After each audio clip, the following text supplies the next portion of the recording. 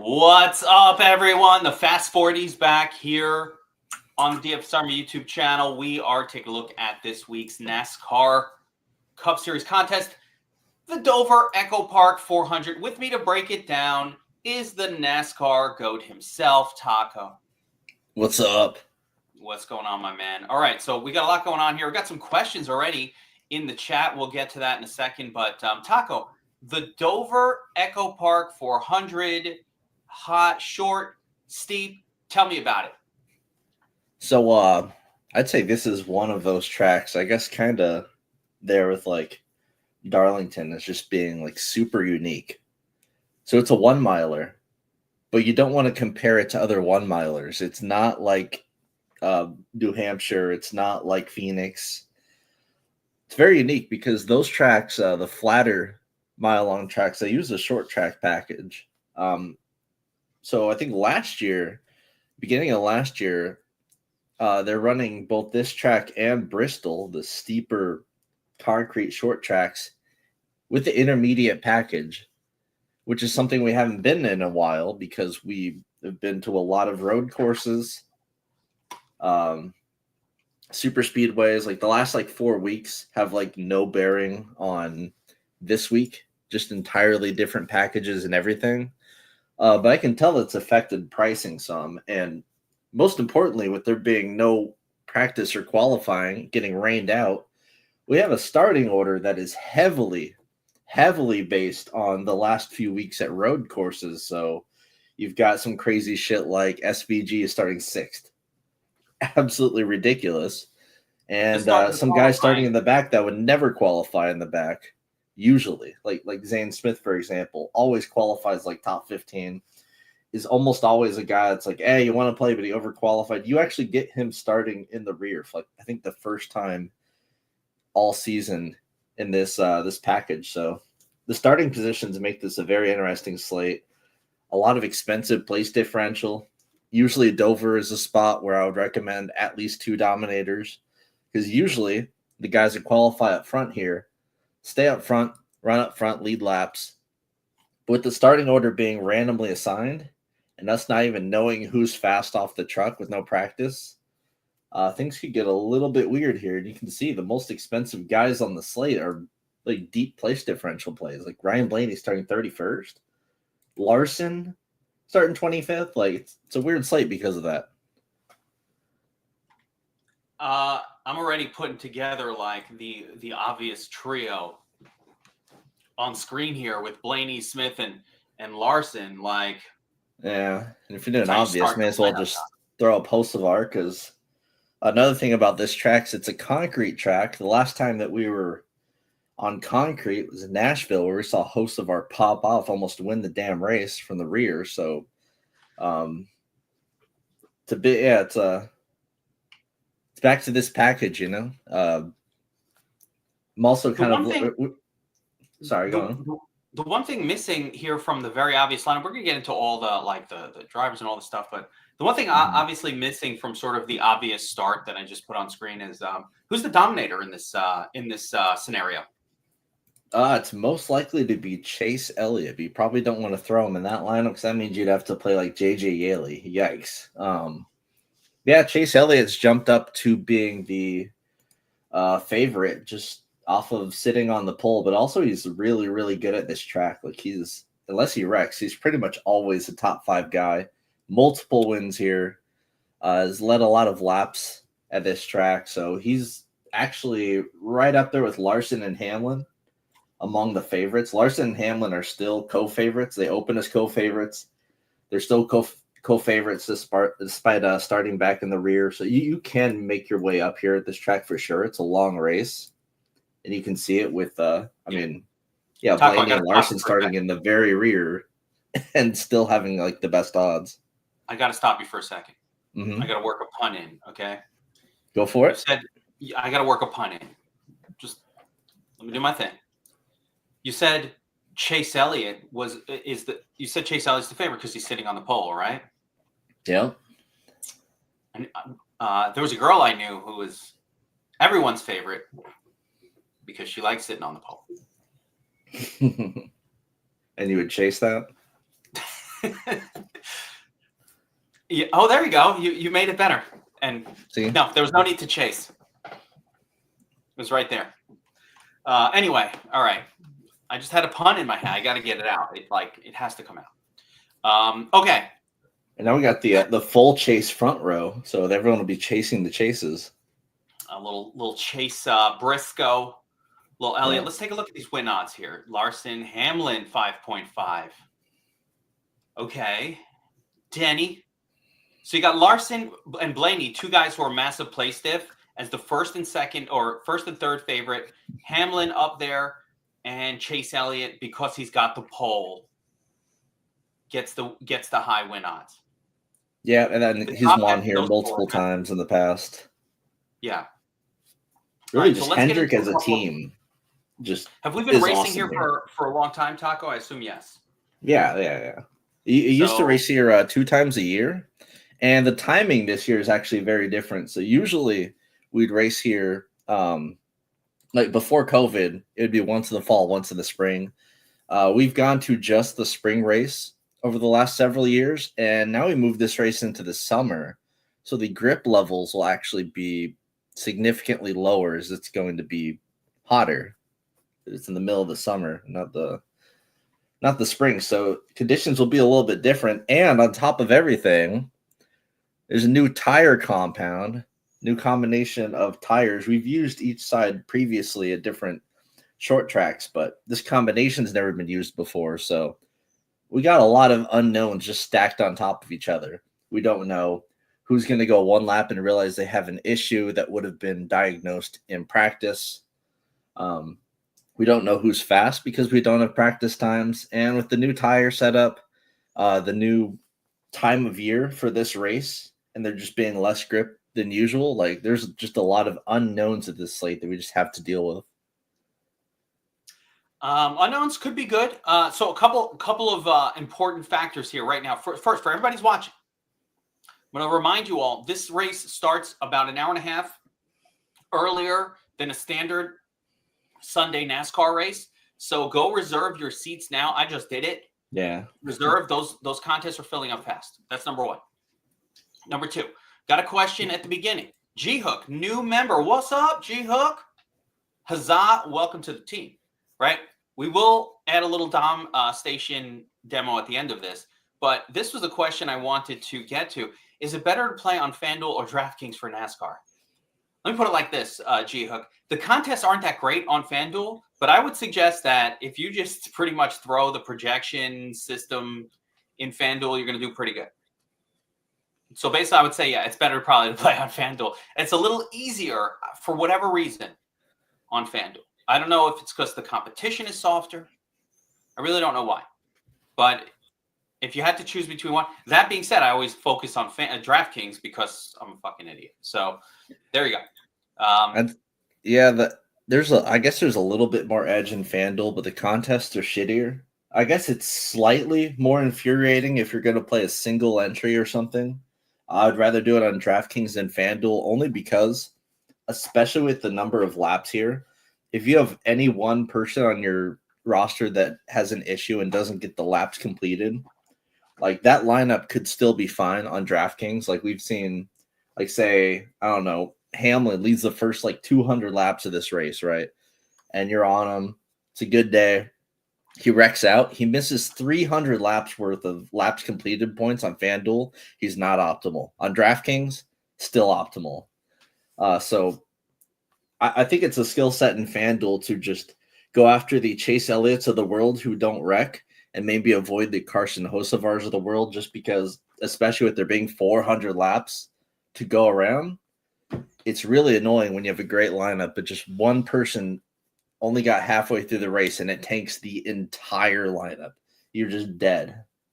You don't really have that as much on DraftKings. I like the way you put that. It's much more for MME. I think FanDuel is the easier one. You know, we throw in Taco.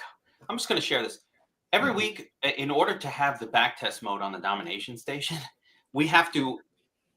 The company has to put entries into FanDuel, right? Because we need to get the results for every contest. Mm-hmm. So the company throws in, maxes out every contest, like the nickel one on FanDuel for like these kind of games, this and MMA. So we max out the nickel game and just pretty much throw a 50% max on there and just run 150. That shit wins a lot. Like it wins frequently. Yeah, it's weird. Yeah, if you're MMEing, that's what I like FanDuel for MMEing. I figure if you're only playing a handful of lineups, it's a little bit more annoying to play over there. And they don't pay until the next day because they wait for inspection. If a car doesn't pass inspection, the whole contest gets changed. We've seen so many times, like on Monday, they pay out something completely different than it showed the night before. DraftKings is like, hey, man, if you win, you win. We didn't take that shit back. We're paying night of. DraftKings, like if 30 minutes passes and our stat provider doesn't correct something, it's done anyway. Sorry. We want you playing fucking League of Legends and Midnight Tennis. Which we are. You paid. Which we are playing. Could you agree? All right, Taco. We do play the Midnight Tennis and the League of Legends. Yeah. We need that money play back. Guys starting from the front here because that's I mean, I would say that this data isn't completely relevant this week with qualifying not mattering because usually guys that qualify up front are just fast here. And yeah, that's nice and all. And with it being 400 laps, obviously the closer you are to the front, the more points you're going to get. But I feel like compared to other 400 lap races we'd get like Bristol or Martinsville, like the front isn't that good. You know, the pole sitter average is only 25 lead laps. It's kind of spread out. It's really just like starting near the front. You can make your way up. It does not have that Martinsville advantage where you could just block forever and ever and ever and ever. And just the pole sitter average is 100 lead laps because of that. If you are slower, you are going to get passed. Yeah, Taco, this as I look at the averages by starting position, there is a clear difference between this track and tracks where the pole sitter does have an edge. It's just very clear. It looks like somebody in the past what's happened. So not difficult to pass is my not that tough to pass is my or traditionally not that tough to pass is what my takeaway from this, because look at it. First through 10th, the exact same point. There's no difference, which means that the pole sitter does not get the standard edge that they might get on some of these other tracks where, tough to pass tracks where that pole sitter is locked in for the first 70 laps or whatever it is until the first stage is done. So yeah, I'm seeing here no edge to the pole sitter, which makes Chase Elliott somewhat interesting to me. Yeah, it's very hard to block here is the issue. So if you are slower, and especially with these long runs, because the caution prop's only 7.5, that's on the lower side. So carnage levels overall a bit lower. We really want to tackle long run speed and tire management here. So like in my notes, I have it here. Just old guard, like Truex and Hamlin types are like what you're looking for here. No Truex anymore, obviously, but it kind of makes me want to, get on the GPP fade train of people like Hocevar or even like Chastain, the more aggressive types. And yeah, I definitely want to look towards the veterans here a little bit, or just people that have good long run speed. Like Blaney is a huge play here. He's been the best at long run speed in this package, like by far compared to everyone else. Like it just seems like it's a perfect place for him to shine here. It's also not a playoff race, so a lot of teams just kind of punt this race, especially if they're good in the points. Like I think we've seen Logano notoriously not care about this race.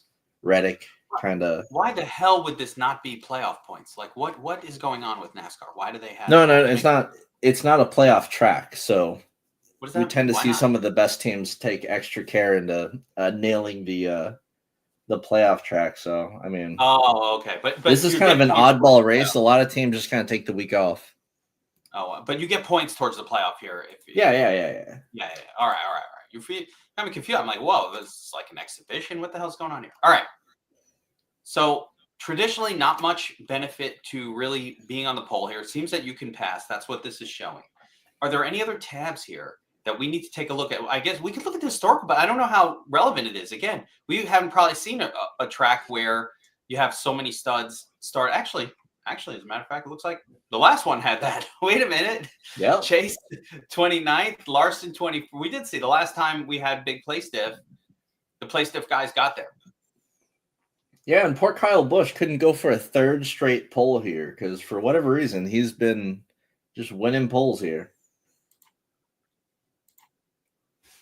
No pole for Busch, but yeah, there we go. So the play stiff guys did get there, but then you have a Denny Hamlin who was quote like the kind of the best driver last year, and so Denny Hamlin dominated this race the last time. And look at Larson, like he didn't lead a lot of laps as he started towards the rear, but he was just racking up fast laps. Like if you're fast, you're going to get fast laps here. Larson we knew who was fast. Yeah. We have to kind of infer who's fast. We don't really see it in the practice times, but I mean, based on what we saw in Xfinity anyway, the practice groups would have such a giant split. Sometimes it is really hard to parse through that data anyway.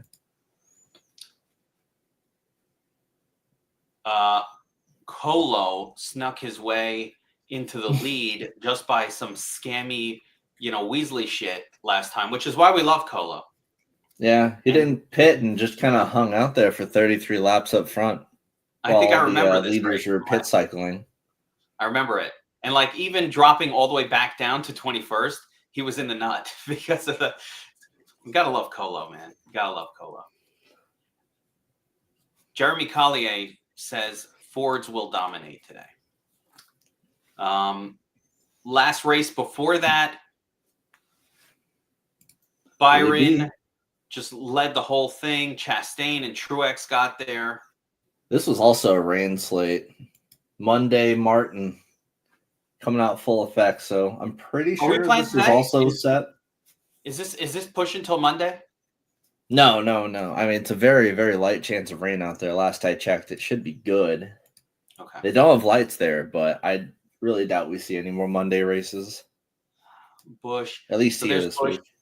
The theme here, as I look through the past races, Taco, the theme is, multiple drivers leading 50 or more laps with plenty of fast lap correlation seems to be like what wins. So you are definitely going to need these dominators.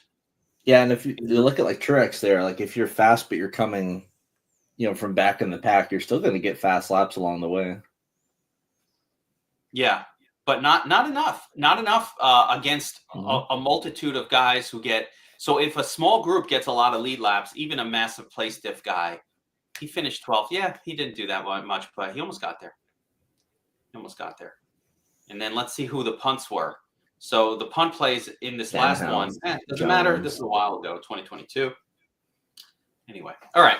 So let's get to it here. Let's go to the main page and get into this. So far, my takeaway. Does this have any other characteristics, this track that I want to know about? Is it like ride the wall? Is there any of that? Like, is there any other characteristic that we know somebody's good at? Well, it's a tough track. So track history, pretty important here. It's tougher on the newer guys. Again, like I said, just veterans, old guard, get the bump up here. You can make a case that Shane Van Gisbergen is the worst play that we've seen so far all season, outside of, I think, there's one race where I think like JJ Yaley qualified like top 20 or something crazy like that. But like SVG has no laps at this track. I mean, maybe someone like Xfinity, I guess, but like just the fact he's starting 6th at a track type where he runs like 25th pretty regularly, it's so bad. Yeah, again, a lot of the guys that benefit from a track like this, your Harvicks, your Truexes, are retired. Everyone knows Hamlin is good here. It's kind of a moot point at this point. With the new tire compound, the unknown stuff, like Larson strikes me as someone that could figure that out real quick. And correlation-wise, the only track that really heavily correlates to here is Kansas. It's another case for Larson because we just saw Larson lead over 200 laps at Kansas. No one was even close to him. And numbers-wise, that's the only track with like a decent correlation. Other than that, this is one of the lower overall correlating tracks, so it's kind of a bit of an oddball out on the schedule. Very unique track. I'm a little surprised at some of these ownerships. So let's get right into the player breakdown. Taco, this race starts soon. We gotta rock. We gotta rock. Let's rock it then. I'm down to rock. This thing starts. This is an early start situation happening in front of our eyes. All right, right up top here. So top dog, Kyle Larson. Starting 25th, we have Play Stiff Upside. He is the favorite to win this track. You've got him set at 39% ownership projection. He's got wins here. He's got wins here in 2019, a second place in 2021, a second place in 2024. What's not to like? Everything's to like about Larson. Yep.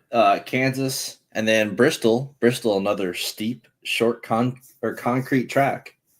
Led all the laps there. The top 3 plays on this slate, you could argue, are insanely good. You want as much of them as possible, but they are priced like a $400 or a 400 lap slate should be, and they're all in like the 11K range. So it kind of tells me that we want to punt and punt kind of hard this week.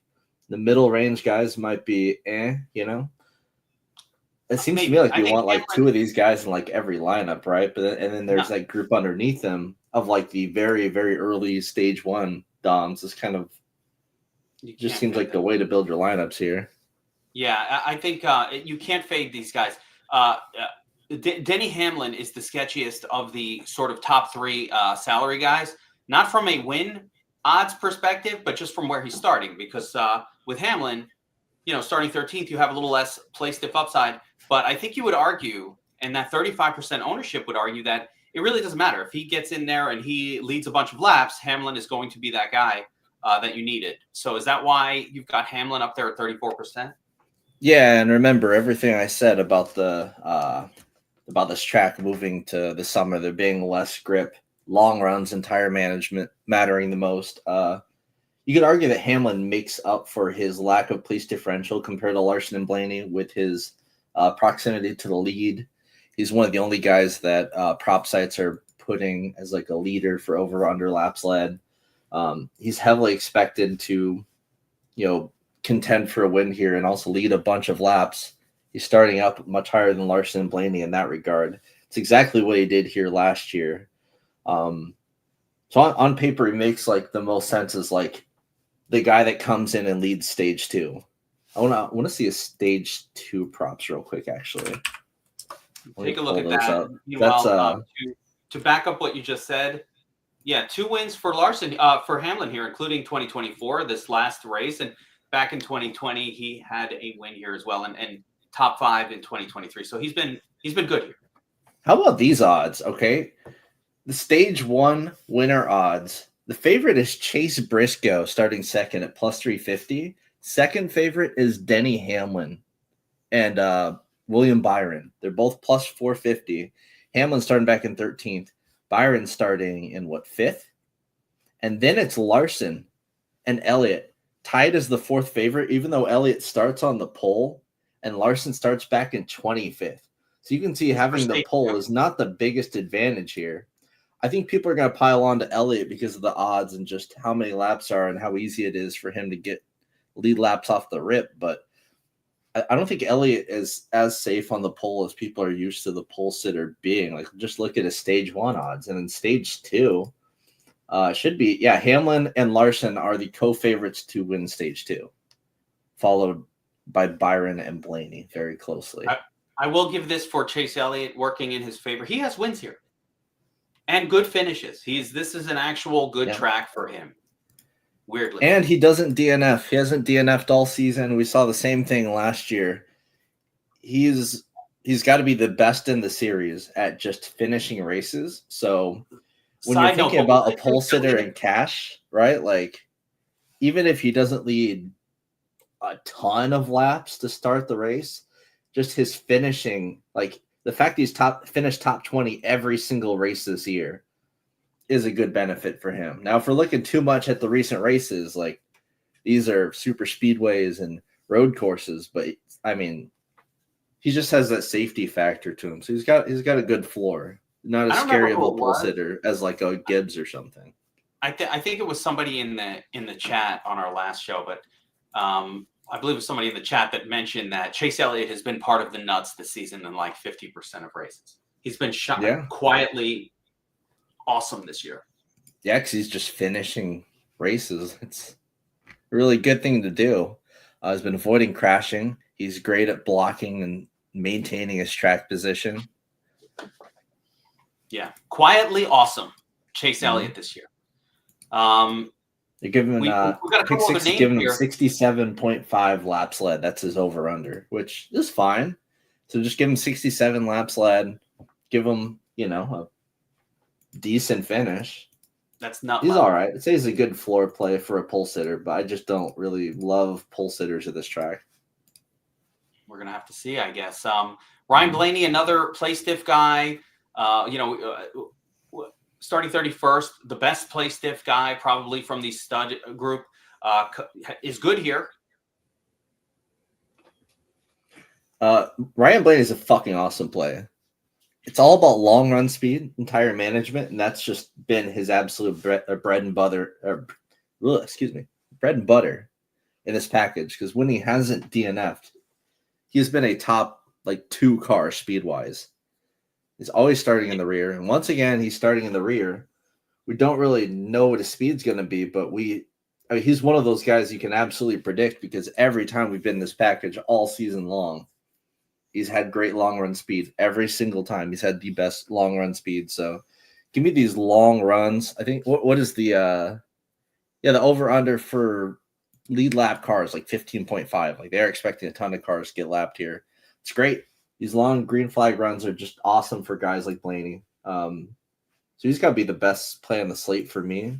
Hopefully Hamlin and Larson keep his ownership low enough, but I can understand a lot of people wanting to pile on Blaney because he just matters, Taco. It's who leads laps here between these three. You might be able to fit all three into a lineup together, although I don't think so. So Hamlin, Larson, they're all going to do good. Blaney, this is going to be eked out by whoever gets to that lead and actually grabs the lead laps. But they're all, Blaney probably. Basically, Blaney at this price, even if he finishes in 5th but doesn't lead a bunch of laps or have enough a pile of fast laps, probably not going to get there. This many laps at this price point needs a score in the 80s. It has to pop, or they're not going to get there. Yeah, and he's top 5 to win stage 1, top 4 to win stage 2. He's just going to be one of those guys for sure. So he's got the ultimate, play stiff floor plus dominating upside that you're really looking for. Remember a few weeks back when Chastain started. Remember a few weeks back, Chastain started 37th or something, just got to the front and led to. You're like, oh, bonus, thanks. Yeah. Willie B, starting 5th. So now we're in the zone. These next 2 guys, really, Byron and Christopher Bell, to me, are both just guys who they're starting up front, under the radar. They might grab a lead, and if they do, and they lead a bunch of laps, they'll just quietly block out one of the Blaney, Hamlin, Larson trio for that high-scoring nut spot. Yeah, it's likely to be one of these 5. You got the whole top 5 right after this range here. Elliott, we've talked about, he's the most obvious candidate to lead off the rip, but Bell has been solid all season, right? But no one's led more laps here this track than Byron in the next gen era. Only Larson has led more laps in this package than Byron. Usually Byron's leading those laps once Larson's already taken himself out, but still, Byron's someone that's just going to be running top 5 in this race. Pretty much all race. Fine, you understand it. I think most of the time you just want to pick one of these guys just for dominating stage 1. You're either taking Elliott, Bell, Byron, Briscoe. Reddick has never led a lap here, actually, so he's kind of the oddball out, but he's going to have the lowest ownership. Him and Briscoe. I'd be more interested in Briscoe there than Reddick. But yeah, this whole range is just kind of you pick one just for early on. Tell me about Briscoe. Is he good at concrete? He has specific skill sets. Is this one of them? Is this track someplace where he might be good at? We've seen his form just in this package overall kind of be where Truex was at. I mean, we said, the string of top 5 finishes at Darlington, Bristol, Kansas, all tracks that are very similar to this one. Charlotte. So yeah, him starting second, he's qualified up there on the pole a lot, like recently. So, and we've seen him have a strong ability of just like defending and just hanging up front. So I think he's a lot more live in this thing than like Reddick, who's just not very good at this track for whatever reason. Bell is more of just like a 5th place guy for me. I don't like if I were to rank all these guys in the top 5, I would rank them probably just Byron, well, Elliott, then Byron, then Briscoe, then Bell, then Reddick. Yeah. Yeah, it's just this range. You kind of just think about it as like you grab one and go. Guys, if you're watching this, you're looking at the DFS Army NASCAR research station. It is the tool that helps us dominate in NASCAR. Everything you need is right here on this sheet. I love going through these breakdowns with you, Taco, because hey, it forces me to really look at some of the data here. In weeks, especially when there are practice times and all that extra stuff that we're able to look at and seeing the historicals and all of this. This is really great stuff, and this is just what you get at DFS Army. So if you guys are watching this, you're not a DFS Army subscriber right now, think about this, but for all sports. That's how we do it here with the Army crew. So if you want to check out DFS Army, promo code TACO, it's 10% off. And also, if you want to rep the swag, I see Tattoo is in the chat here. Tattoo, we got the swag store linked in the description. I don't know if you could see it.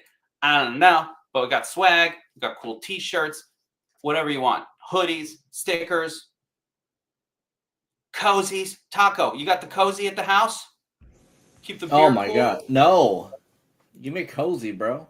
How do you drink your blue I do have naked? an American flag one. I mean, that's pretty good. I'd say it's pretty good.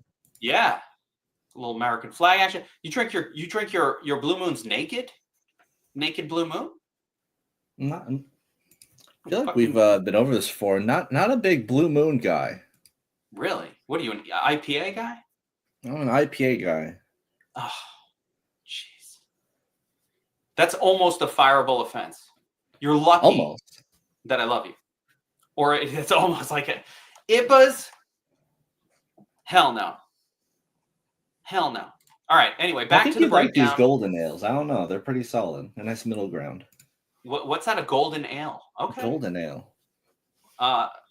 Is that like a Molson? Try some off tap sometime. You'll blow your mind.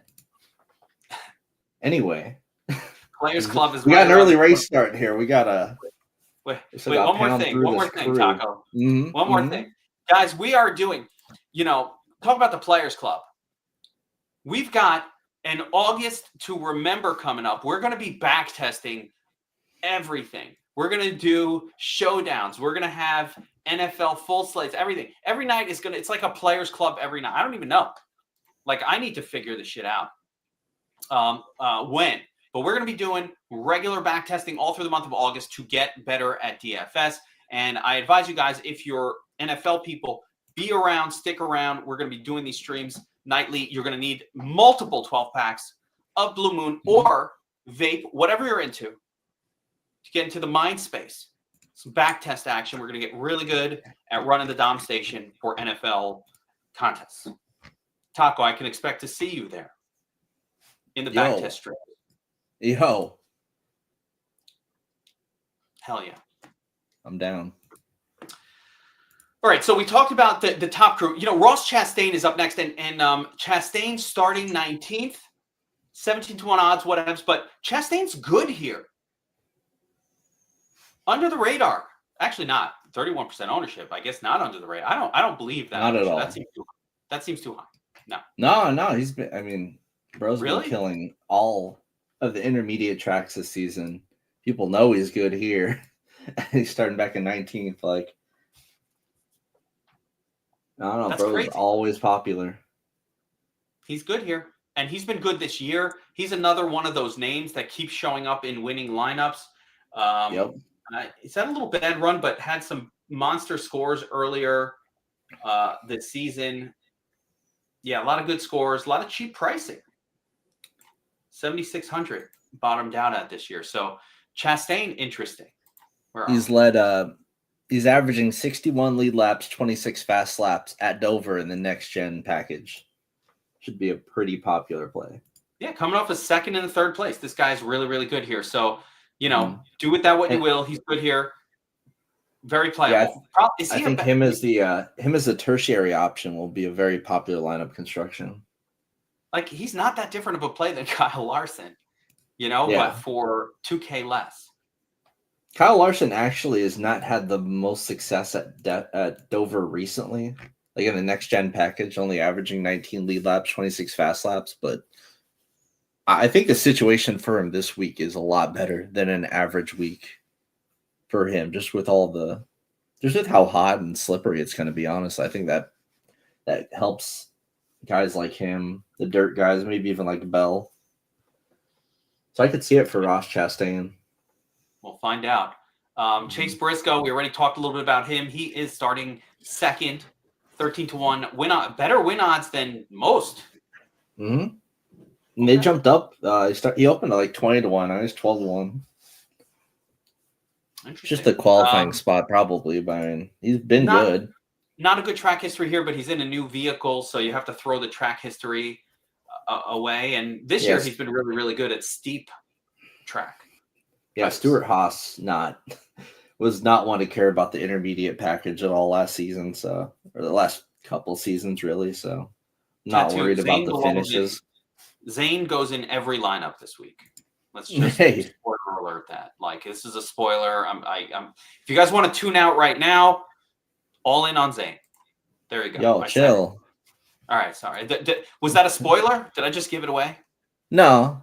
No. I mean, there are actually a couple of guys I might like better than Zane down there, but all right. Well, that's why we got to get this. See, that's why you got to stick around to the end. Taco has people he likes better than Zane. We will find out about those guys coming up. All right, so Briscoe, good play. 12% owned, starting second. Gonna need to lead lap. He takes the lead from Elliott, gets his 50, 70 laps, and you're golden. Mm-hmm. But if he falls back and doesn't do that, throw that lineup in the trash. You're done at that price. Bowman starting 16th. Any reason for optimism here? He's been not bad here at all. He's actually been really good. Yeah, he's quite good at this track. Hendrick is really good at this track. You can see the DNF bug clearly has bitten him early and often this season. He's actually had speed in this package. It's just the finishes obviously have not been there. But like he's been fast a couple of those races where he was just out. So this is just someone whose game log looks pretty bad because of wrecks. But I mean, only a 7.5 caution prop. So they're expecting 5 or 6 actual like wrecks or cautions. Should definitely help the guys that have been on like DNF streaks. So I wish they lowered his price based. No, he got priced up because he got priced up because he's in a Hendrick car at Dover. That's just kind of what happens. They priced him up. I've been buying Bowman shares during the turd swing for 7,600. Now they're raising it to 8,800. Yeah. After all these losses, it's the Hendrick tax for this track. I mean, they've proven as a team they're all just awesome here. So unacceptable. This is like going. I don't even know what this is like. This is unacceptable. Raise the price. I mean, Chase at 10 is also, I mean, he's someone we've been getting at like 8, 9K. This race is going to be easier on FanDuel. Mm-hmm. I don't have to worry about these pricing inefficiencies. We'll find some cheap guys. Don't worry. I hope so. J-Lo starting 8th, nondescript starting spot in the Ford. Jeremy Collier says the Fords are the team to beat this week. I mean, Vegas says the exact opposite. I mean, we'll see, I guess, but I don't think Logano gives a shit about this track, to be frank. He's known for really only focusing on playoff tracks because, I mean, he likes winning championships. Can't deny that at this point. But yeah, no top 15 finishes here in the next gen. I don't know. Since we've switched to going here once a year, Logano's interest in this track has just dropped off a cliff. So he's kind of in the same spot he's always in. He's going to be super low owned, and he just doesn't look good on paper, low projecting. Yeah. Just in that perfectly sneaky spot to win you the tournament, if it works out. Mm-hmm.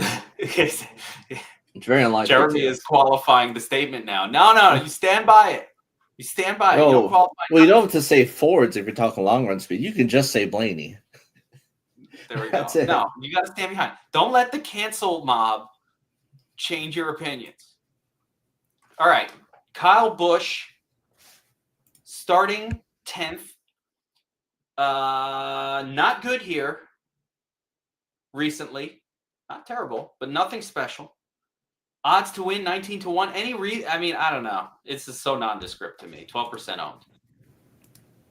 Yeah, I mean, his stats here are just because he's been in the pole the last 2 years. Don't like Kyle Busch in this package. This is like certainly his best, I guess, quote unquote, intermediate track. Since he switched to RCR, which, I mean, yeah, fine, whatever. But I think a lot of it does have to do with that track position he's getting off to. Maybe it's him, honestly, that's dragging down the pole sitter stats, because he's good at putting himself up there. Didn't get a chance to this year, but hasn't been good at actually staying up front. Yeah, I'm with you. Nondescript.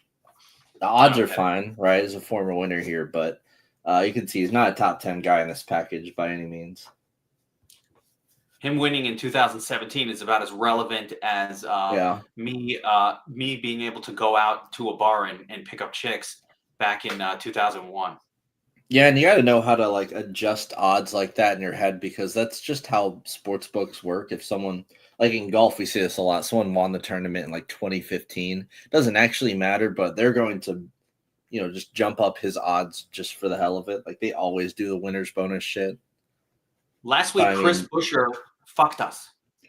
Well, I mean, Chris Buescher has been extremely relevant the last like 4 or 5 weeks, because we've been at large ovals, super speedways, road courses.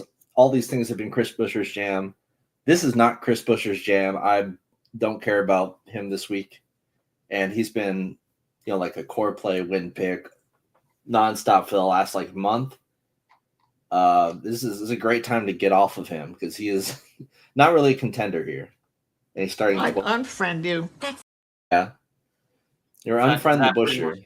That pretty much tells the tale right there. Anyone whose last name starts with Bush in this field, I'm sorry. No Bush not today. Big on you. Nope. Head for the mountains. Another day. Not today. People will be heading for the mountain of Hocevar. Oh, this week. There's some hoes in this house. I need to get that like. Oh, you know what? I'll save that for next time. I don't want to tell you what's coming for next time. But I actually know. I got a little. I think I figured it out. But yeah, did I give away too many of the bars? We'll do that for next time. Love Hocevar. But so he's been crashing. Yeah. So I mean, at Nashville, we played the absolute shit out of him, because he's been finishing like in the 30s, because he loves crashing. Frankly, he just loves crashing. But he's had the speed. He's had like race winning speed, and we saw that finally at Nashville, where he finished the race. Starting back in 33rd, going to be super duper popular. But I don't know. I think, if his ownership goes over 50%, which I think it will, I think a fade is very warranted there. Dude wrecks a lot. He's just the ultimate GPP play. Say it every week. He is literally either going to finish second or 34th. I think it's a good way to look at it. At this race last year, he finished 22nd. I'm pretty sure he started 22nd, and he just sat in 22nd place all race. Like, there was nothing impressive here. Again, we kind of like the old guard here. The more aggressive guys are going to use up their tires aren't as appealing. I get him starting 33rd and him realistically being a top 10 speed car. Makes a lot of sense for playing him here, but I don't know. I like the fade in GPP, and right now my cash lineup doesn't even have Carson Hocevar. He's probably going to Oh, be popular enough in cash where you can play him. It's fine. I just don't have Hocevar in my cash lineup at this time. here's my issue with Hocevar, Taco. Mm-hmm. He's got that great starting position. He's awesome. We love Hocevar. He does crash a lot and will fuck over that 50% of people.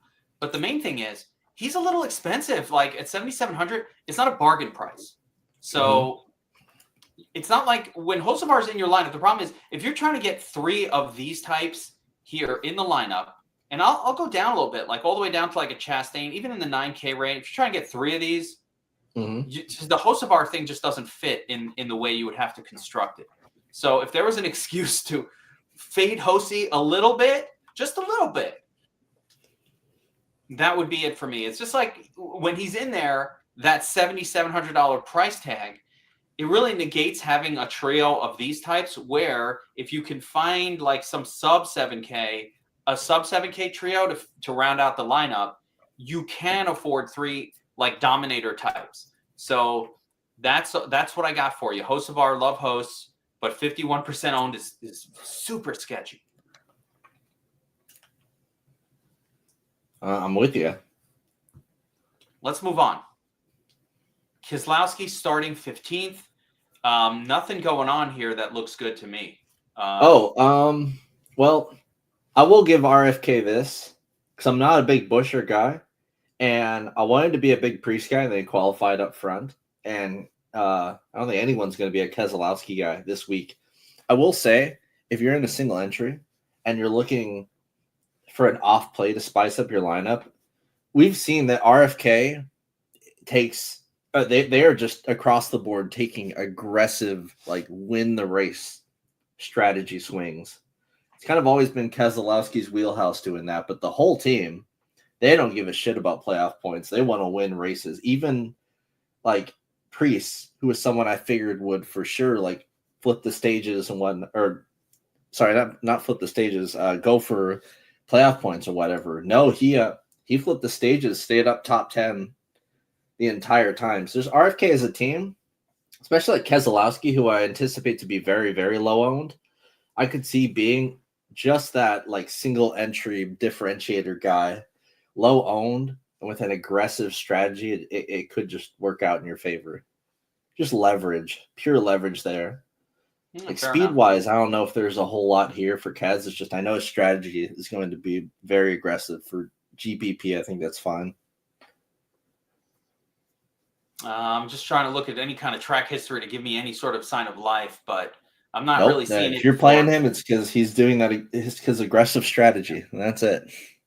He's playing low ownership. Shenanigans is what you're hoping for out of Keselowski. Ty Gibbs, JGR car, starting 9th, 23-1. Not the worst win odds, I guess. But starting 9th, not a lot of play stiff upside, and not a whole lot of exciting track history here. Low owned. Any interest in Gibbs? So we have seen Gibbs do a little better at kind of tire management spots like Bristol the last few, this season and last season. And yeah, we've seen him consistently have good odds. He's got a JGR car. He has the speed of like his teammates up there. It's just finishing races has always been tough for him. With a lower caution prop, that helps him. He's finished okay here. It's just he's in a weird spot where he's starting 9th, so he doesn't have place differential to work with. He's not leading laps. I'm sorry. Hate to break it to you. He's not leading laps here. Yeah. I don't know. At least it's very unlikely. So and also like this whole range, you really don't want to be in the 7K range. Like I'm personally going to be in the 11K and 5K range a lot. So just doesn't really match up from a strategy here. That's a lot of kind of where I've been going with this. All of these guys carry that same. You can't have 3 studs if you play these mid-range guys like scenario. There's one of these plays I like, and it's not Austin Cindric. Sorry, Austin Cindric. I wish some of these guys had better play stiff upside, but yeah, Cindric at 7,200, starting 26th, going to get some ownership. I hate how Cindric always gets worse throughout the course of a race. And you can see it. He finishes outside of the top 10 pretty much every time, despite running in the top 10 in most of these races. He just always gets off to a good early start. You can see his average early running position, 14.1. Average late running position, 21.6. He sucks at finishing out races, and that's what you need out of a place differential play. So I'm not buying Austin Cindric this week. Priest I wanted to like, but he overqualified, which sucks. I could still see him finishing up there, so I'm actually not unfriending Priest because he has been good, and the RFK strategy, of course, but damn, he overqualified. The play I like in this range is Josh Berry. Easily. Has a win the bank to go off of. Berry was insanely good here in Xfinity. His finishes second, first, and second. Two of those races, domination. Just complete domination. So love me some Berry, who ran 14th and 10th here in shitty SHR equipment. Like, this is a great play. I think he's going to stay top 15, top 10 all race. And like him finishing top 5 is not really out of the picture here. Like, you give him a 15% implied top 5 odds. That's pretty good for someone starting in 14th, finishing top 5 at 6'8". That gets the job done. His long run speed, especially, is really good. This is a good spot for long run speed. So yeah, this is like my one leverage differentiator mid-range sort of play. Like if I'm in this range for whatever reason, I'm going to Berry. Everyone else kind of I mean, maybe Allmendinger because of the top 10s in this package this season, but I really like Berry. I respect the thought process here. Starting 14th, he will be unowned, so I'll give him that. But most importantly, I would say the win odds. So the odds makers definitely agree with you. He has clear better win odds and just overall greener than everybody else anywhere near this price point. So like Priest 51, Dingo 91, he starts ahead of him. So Josh Berry clearly like the cream of this little zone here. Dinger starting 17th. He's got some play stiff to work with. Yeah, I just don't think he has the upside of Berry at all. Probably not. SVG, maybe you said the worst play of the year. Yeah, up there. Just horrible. Unfriend. Let me unfriend you. Unfriend you. Super unfriended because this is just there's nothing here speed wise. Even he just got put here because we were at road courses. No bueno, Shane Van Gisbergen. We got Bubba starting at a decent 22nd. Get some ownership there. He's just really cheap for the speed in this car, right? Like, it makes sense, but he's also never had a top 10 finish here. So, if you're not a track history believer, you're playing Bubba. If you are, Bubba is going to be a tough sell. Two other names that are getting some ownership, and now we're getting to that area where we want to try to find hidden gems. So, whoa, I went all in on Zane, and he's not even high owned. Wow, I got to rethink that. But we've got Eric Jones starting 27th. Wonderful starting. We love Eric Jones from the back. I don't care what track it is. Eric Jones starting from the back, usually good. That being said, 19% owned. What do you think? Well, usually you would say, before the recent finishes at Nashville and Charlotte, this track type has been really bad for him, just standard intermediates, especially the smaller ones. But yeah, as a team, Legacy has gotten really good over the last month. Good finishes for both him and John Hunter Nemechek recently, especially like Jones at Nashville and Charlotte, two similar tracks, like top 15 runs there. It's good. Started back in 27th. It's a fine play. He missed this race last year, but it's fine. We don't mind it. I think it was Talladega. He hurt himself like the week before because this used to be like in the spring, right? So he missed the race last year. He's a pretty good play. I like him a little bit better than Bubba. There are a couple plays down here that like the super chalk everyone's going to be on is Stenhouse and Gregson. So he's got to kind of directly compete with those guys, and I do think they have like more upside here. But Jones is someone you will want in the rotation if you're punting. Like this is the range where you should be playing a good mixture of these guys, and Jones is like right there in the mix. Stenhouse. I just fixed my microphone, by the way, so that's why my voice sounds so much smoother. There you go. I was wondering. Yeah, well, you got to tell me when I'm on the wrong mic. I don't know what's going on with my computer here. It keeps reverting back to like my emergency backup microphone, and it just sounds like I'm standing in a bathroom doing a podcast. I'm not in the bathroom. I'm in my office. I'm in the pod studio. Sounds like that. Ricky Stenhouse, 33%, starting 34th. He's the man. Let's go, Ricky. So, I mean, if you just think about it, like we're at any other intermediate track, like this is a guy starting 34th at 130 to 1 odds. Like, that's pretty good. A lot of the time we're taking guys starting 34th with like 400 to 1 odds, like 500 to 1 odds, and just kind of rolling with it. Vegas knows that Stenhouse is pretty good at this track. He tends to be better at like the steeper tracks overall compared to the flatter ones. It's been real hit or miss this season. It's been kind of up and down all over the place. But, I mean, a top 20, certainly. I mean, they're giving, 13% implied odds of a top 10, roughly. Good. It's like 25 to 30% of a top 20. Probably much higher than that. We need about I don't know, I'm going to say definitely for him to be in the nuts, it has to be within the top 20. I would say probably like top 18. Yeah, right in between 20 and 15. I was thinking that will lock it in. And that's 17. About where he runs at this track, if not better, when he doesn't wreck. Like you can see he's a permanent fixture in the top 20. He just has the experience here.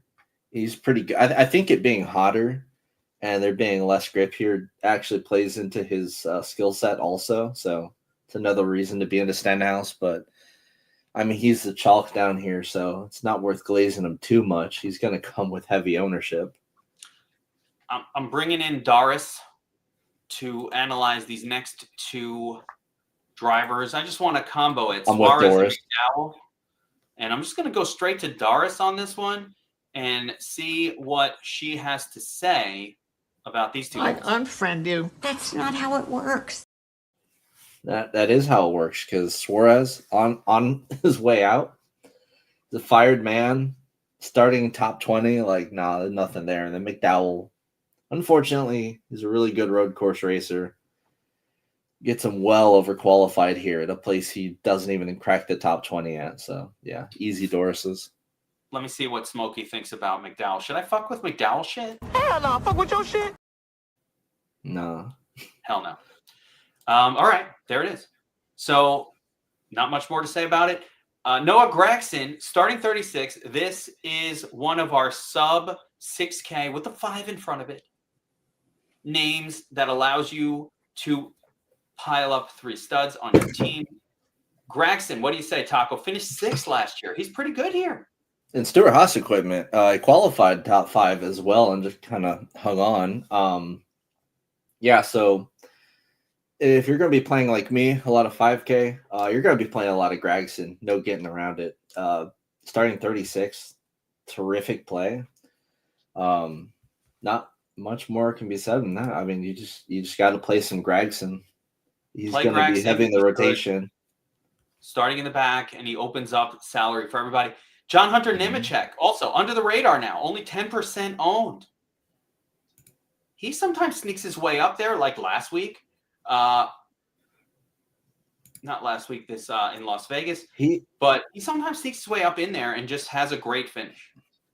I think he's been more on people's radar recently because we've been at tracks that are definitely a lot better for him than this track or this package really is. Starting 28th, that's all right. That's fine. He'll be in the rotation, not as much. Obviously I like the guy starting even further back that I just would like straight up head-to-head versus JHN, like Zane Smith, Gragson, Stenhouse, etc. I like those guys better. But I'll have a little JHN. I'm not too crazy about him this week. Sure. GPP. And Zane Smith, we love this play because... Hold on. Hey. Hold on, Zane Smith. I have a special guest that I want to ask about Zane Smith before you go into it. I have Rihanna, Taco. Rihanna. Oh, the lovely Rihanna. Yes, coming on to the breakdown. She's going to let us know her thoughts about Zane Smith. Boner alert.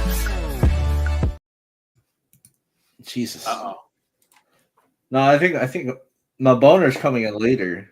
All right, but Love Zane Rihanna's Smith a into lot. Zane. Listen, there might be a taco explosion later, but Rihanna's into Zane Smith, starting 30th.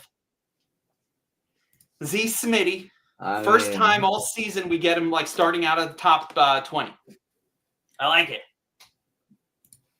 What do you say, Taco? Yeah, I love this play. He usually qualifies way too damn high.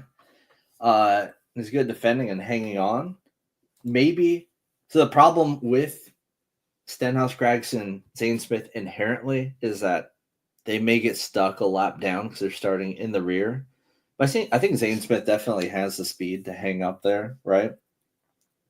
So I mean, yeah, he's certainly got to be in the mix here. This being a shorter track with low carnage, you fall a lap behind, you're done. Yeah, that's why I wouldn't go too crazy on any one of these guys, especially if they start in the 30s, because they have that risk just inherently. But I mean, the other ones like Stenhouse, Nemechek, like they have like shown real upside at this track specifically. Zane Smith hasn't yet, so he kind of has that working against him where lacks experience here, is on the younger side. But yeah, it's just this package in particular on the season. He's been a top 20 demon. And for being so cheap starting at 30th, you got to give him shots. But he's not my favorite in this range. Not my favorite. What's the prop on lead lap finishers? 15.5. Wow. Okay, so pretty low. Yeah. Behind. Some of these guys will be optimal and finish a lap or two down.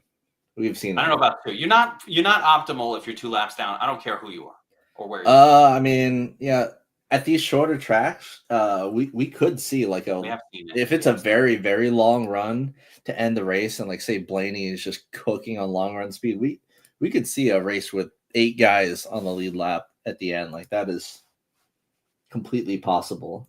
And you could see like a Stenhouse be 2 laps down, going from 34th to 20th and being optimal. Like that is something that we could certainly see specifically at these 400 plus lap races at short tracks.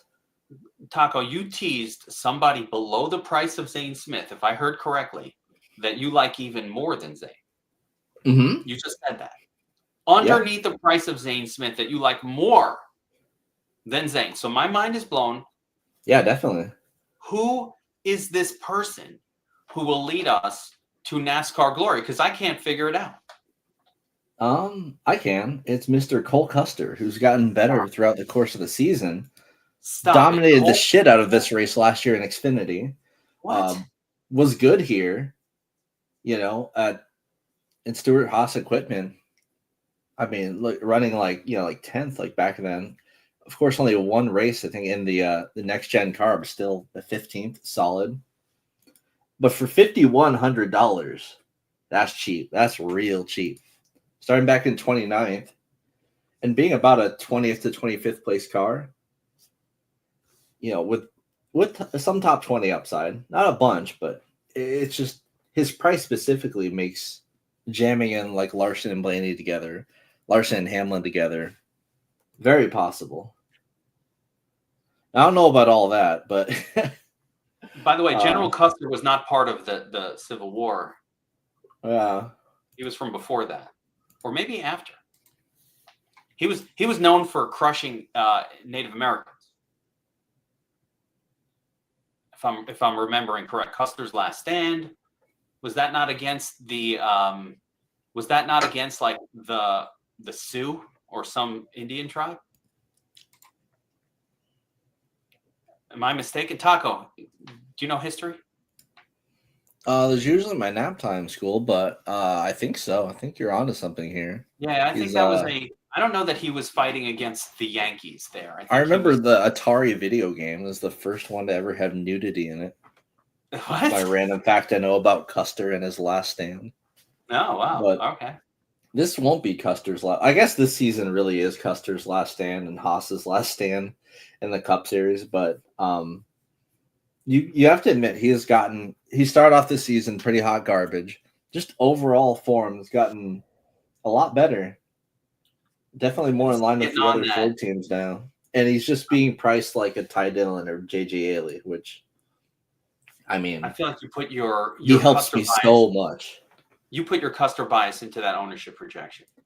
I am usually biased against Cole Custer. He projected well despite my anti-Cole Custer bias. So Daniels, by the way, I don't know. Daniels always comes in with really good knowledge nuggets. So I appreciate Daniels being in the chat with us here. He always has a good knowledge nugget. Who has been optimal in 3 or 3 similar tracks? Darlington, Nashville, and Britt. I want to know. Inquiring minds want to know. I don't know, but the most similar track is Kansas, so we got to throw Kansas in there. Like, come on. Also, I imagine it's probably Denny Hamlin, right?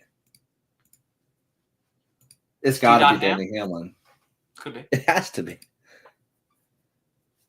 Anybody else? Is this? Ty Dillon starting 21st, No. a little too high up, right? He is in the final 4 of the in-season tournament, which is pretty cool and all. And he goes against John Hunter Nemechek, but it is Blaney. Oh my god, Blaney. I figured it'd be Hamlin because Hamlin's finished top 2 at the 3 races he mentioned. I think Daniels gave me all the ammunition I need to have 100% Blaney exposure. This is why you don't limit the Dom station. You just let it do its thing. Last couple of names here. Anybody of interest? Is this one of those times when no, because where these guys will be laps down. A bunch of laps down. Herbst is interesting only if this becomes a carnage fest. I think Brady is a little bit of on Herbst. Herbst is specifically good at restarting. So if we see constant cautions, I think Herbst can hang and move forwards into the top 25. If it's a long, I'm kind of planning on this being a long run, green flag sort of race. If it's like that, I have no belief in Herbst. Yeah. So he's one of those very conditional guys. Ryan Sacchetti, I say yes. You are fine to have no drivers in the top 10 today. Just based on Denny Hamlin's stage 1 prop, right? He's favored to win stage 1, or I think he's second favorite to win stage 1, starting 13th. So that would be your okay. Yeah, you just have him as your dominator, and then you can avoid the top 10. That's why, usually I would recommend at least 2 dominators for Dover. It's one of those trackers that makes a lot of sense, but that's if they actually qualified and the fast cars qualified up front, which they didn't get a chance to this week. These guys are falling multiple laps behind. Let's get real. Yeah. If they got to go out there and qualify, you would not have Larson starting 25th. You would have Larson starting 2nd. And that would change the slate completely. Bishop Sankey, I would like to ask you about Cody Ware and his general aura and personality. Hell no. To the no. He just keeps fucking almost dying, and then the Cup Series guys or the officiating crew is just I kind of don't really want to throw a caution here. Fuck that guy. They're almost hoping. They almost want him to go through the window of the vehicle. And JJ Yelly, these are guys who are going to finish multiple laps behind. So real quick glance at Brady's notes because I haven't looked. And I'm looking for weirdnesses. Yeah, Herbst. Okay. Oh, another thing is Chase Elliott is not someone that gets pulls ever. He's not the best qualifier. So him being on a pole just because of his road course finishes is a unique situation because again, when's the last time you can remember Elliott being on a pole? It's been a year or 2. It's been a minute. Mm-hmm. It's definitely been when a he minute. has a lead, he can block. I'm sure he'll be able to lead a solid 30-40 off the rip, but I'd probably go under on the props websites that's giving him 67 lead laps or whatever. I would play the under on that. Whenever you have a stud on the pole, you got to be careful. You just got to be careful. Those guys can get there. I don't know. They can hold it and then you're done. Mm-hmm. So Yeah, he's a just stud on over the pole. not been the track historically. It's been the best for holding off the pole.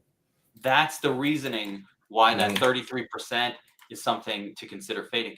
Is there any domination station rule here? Just I throw up the dom station since we had that request at the beginning to kind of show. At least one. Yeah, you're right. I had to see it for myself, Jeremy. Let them know what they're missing. We normally don't show that. We normally don't show the note. But that's what you get. Every single race here at DFS Army, guys, you get the notes from Brady, from Taco. And not just Cup Series, Xfinity, Trucks, F1. That's right. Even that European shit. We do that. Around here. Daniel says Max 1. I'm not sure. Yeah, like Max 1. I'm not, are we forcing a dominator today, Taco? I guess with Hamlin marked yes, I would say you can do at least one and get the early one, but I mean, I guess there's always that possibility. Nah, there's just too many. There's too many fucking laps. Yeah, no, you're not going to get a pure place diff lineup. Well, I mean, it would take like Blaney, like starting or Larson, like dominating the entire race, and then just only other place differential guys hitting. Like, there's probably more of a case for it this week since there wasn't actual qualifying. That's really what's shaking everything out. Because you would just do at least two dominators if they qualify an actual speed here, right? But if I had there are enough good guys starting out front, like you're fine if you do put on at least one. You're forcing one of like Hamlin or Elliott or one of these other, questionable ones, dominators into every single line. I don't know. I don't think so. Yeah, I don't think you can rock with no rules. I kind of like rocking with no rules sometimes. Usually at the tracks with less laps. No right, no wrong, no rules for me. I'm free. Let it go. Sorry. I'll let that go and never speak of it again. When I run the dom station for 150, Taco. So I'm running 2 uniques. That's how I do it. Sometimes I go 3 unique, but this track I think I'm going 2 tournament mode. And just let it rip. You're doing one unique for you, Taco? Always one. So if a lineup's really good, I don't mind running the same lineup with one dude switch. It's not a big deal. In back testing, I have an easier time hitting the nut with 2 uniques than 1. So I just stick with the 2. But I almost got to hit the nut last night, but they stopped the race due to rain. I came 4th in a chrome horn, but I wanted to come first. Oh man, you were almost there. I thought you were talking about MMA. I came pretty close in MMA last night. Close to nutting. My gosh, as soon as I saw that Max Holloway kind of had Dustin's number in terms of like the boxing skills, I threw a live $1,000 live bet on Max at minus 270. That saved my day. It was awesome. And then I got nervous about it. All right, Dom Station. How do I put I forgot already how to use this. But anyway, yeah, Dom Station. Yeah. Where are we? There we go. I don't know. No. All right, Dom Station. When I run 150 Taco, I get 74% Blaney, a lot of D.Ham at 65. Don't like that. Tons of Larson, lots of Hosebar, and then all that cold cluster. What? Hey, there's nothing wrong with having Hamlin this slate. Like, this is everything. Like, every box is checked for Hamlin. It's a tire management, long run race. Like, what more could you want? Garbage, steep track. Serious trash showing up here. We're going to have to unfriend some of these names. Oh, yeah. A lot of unfriending is about to happen.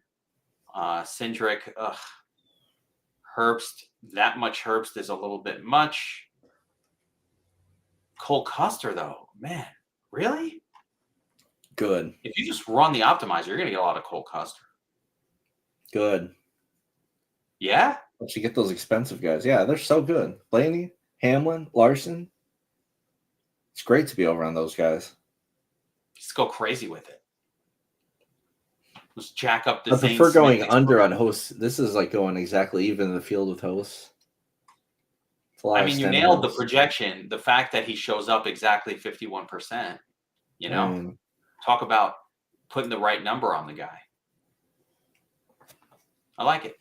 Yeah, that's basically it. You just got to put a max on a lot of the very low end guys that's trying to use a little bit here. Like I see a little John Nemechek is fine. But I see some Cody Ware in there. Yeah, we're just gonna get Cody Ware the hell out of there. Yeah, he really wants to punt, which is fine. But Dylan, not playing no Dylan here. Get him out of here. No, unfriend you, Dylan. Ty Dillon could no, like both Dylans. No Austin Dillon in here. Get out. Hell no. Gilly, he's fine. 1% Gilly, it's fine. Let's see here. Ty Gibbs, yeah, you leave him in there for a little couple of points. Riley Herbst is the one that's bothering me a smidge at 17%. And Brady liked him. He's super cheap, but I'm not as big on him. That's scary. Because of Brady. I'd limit What about him. Austin Cindric? Playable? Not really, right? Yeah, playable, but I want to be under on him. Gregson, of course. Chastain, that's a lot of Chastain. Custer is the crazy one. So if you want to get all of this Hamlin, Blaney, and Larson, you got to play a lot of freaking Custer, and it just opens it all up. That's what we were talking about, though, in the beginning, Taco. It's that's my move here, I think. The top three are so fucking good and could all easily dominate this race. Like, even like their stage props are right there. Like, I mean, we've been waiting for a while for a long run race. Like, this is the definition of a long run race. And it just suits Blaney so perfectly, but the books kind of know that. DraftKings kind of knows that, so you got to pay up for it. But anytime there's 400 more laps, like, just from a DFS perspective, until they really start to jack up the prices with putting guys over 12K, like, you're going to want to just do studs and duds. It's kind of always been the meta here. I still don't love this much Hocevar, and I don't love this much Custer. So I'm going to make some adjustments on even on Stenhouse. You could hedge a little, because you could use more Zane Smith. You could do more Eric Jones, and that's fine. Yep, a little more E. Rockefeller. That it's Eric Jones that's showing up a little because we want to be over. So this is how I do it. I'm not going to go through this whole thing, but I'm just going to raise up their projections a little bit. I know, Taco, I know that's blasphemous to you, but that is how I do it. Just a smidge. I don't want to go too far against the grain here, but kind of do a little bit of that. Get Swizz out of there. Get the turds out. Kind of want to unfriend Kyle Busch, but I'm not going to. I have a lot of thought to put into that. And then we'll put some caps on these guys, and that's how it's going to look. That's how we'll run it. Check the box on unexposed players. See if you're not using it all. Haley, no. I would play a 1% Priest though. Just because he's Killer Priest? Yeah. I like to set the shitter rule and then just put some min percentages on some of the guys that have low projections but do have the upside to maybe be optimal. Like a Priest. Like I don't know if he's got the Reddick. upside. Logano, playing no Logano is so scary always, even though he never projects well. He just randomly wins races, so you gotta have a smidge. Usually, or what I would do is just not put him in the DS and then just hand build a lineup of just Logano plus all your favorite plays. Have that be a hedge and a single entry or something. It's outside of Hocevar. This whole zone is very sketchy, but that also could be where the nut comes from, the Chastain, some of these other guys. So it's going to be an interesting race. Well, if it is, that sucks because I'm not playing that strategy. I'm going studs and dubs. Where can I get those Barilla tacos? Need some of that. Need some of that with a little consomme. You ever have a little Barilla with consomme? Taco, you have that? You're the taco king. As long as they don't put cilantro on it. Because unfortunately, I'm one of those. The fuck is your name? Unlucky Taco? fuckers. How the fuck is your name Taco? How are you going to have the name Taco and have an aversion to cilantro? Hey, man, it's genetic, It's that, you know what I mean? That genetic makes it taste like soap thing, the gene. I don't mind cilantro, but I fully get being repulsed by aromatic things. Your cilantro is not that for me. I don't have that. I like a little cilantro. I'm down with the cilantro. But I it does would have be. a It little looks good. Yeah. Yeah, it's just like a gene that a bunch of people have where if you have this gene, then it just tastes like dish soap, which is not great. That was like punishment as a kid. It's like, what, I say bad words? You ever get the soap in the mouth? I had it once. All the time. You all the time? Yeah, your parents would have done that. Fucking strict. Yeah. Oh yeah, I couldn't say crap. Literally. Now my kids curse all the time. They don't get. He's my with kids me. Like, oh, fuck. You know, like times have changed, Taco. Times have changed. My kids are straight cursing all the time in front of us. That's a desperation drink right there. Hand sanitizer. God. All right, guys. That does it for the Fast 40 for the Dover EchoPark 400. Where is this? Dover, Maryland? I need a winner pick, by the way. And I'm going Ryan Blaney, starting 31st. Blaney for the win. Blaney for the win from 31st. Like it. I like the call. I love it. Delaware. That's right. The Dover River Gap or whatever. I can get to Dover from here. It's not that far. 5 hours. Yep. I've heard there are a lot of good businesses based out of Delaware. You know what's cool about where Dover is? Like if right now in the summer, you would drive there, go see the race, but then you can spend the weekend. Like there's a lot of really good beaches around like Maryland and South Jersey over there, right? Sandwiching. And even in Delaware. Beach over there, Rehoboth. No cliffs though. That's a different Dover, yeah. What's that? So no cliffs of Dover. That's the British one, yeah. No, none of that. All right, my win pick, guys. I'm going with Hamlin. I don't know. I think Hamlin can win this. I'm gonna go Hamlin on this one. It really is a Hamlin situation. Yeah, D. Ham. You know he's good with the tire wear. He's good at this track. He's starting ahead of the other guys. I'll go Hamlin, but I like the Blaney call. The other one would just be Elliott to hold on and get it done off the pole. Now I say the biggest thing with this slate, get as much of the top 3 guys as you can. I think getting off those will be the mistake that most people make. It's because Larson, dominated Kansas. Kansas, the highest corollary track, starting 25th. Larson, obviously. Hamlin, everything about this race just screams Hamlin.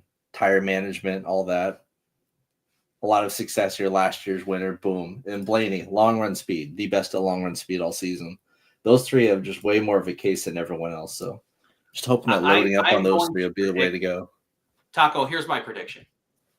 One of Blaney, Larson, or Hamlin will destroy your lineup today.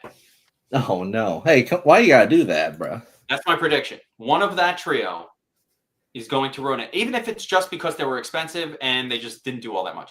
Like Carl Larson just finishes like 9th and ruined your lineup, even though he didn't have a bad day. Nah, anti-prediction. Stacking all 3 will be the optimal. No.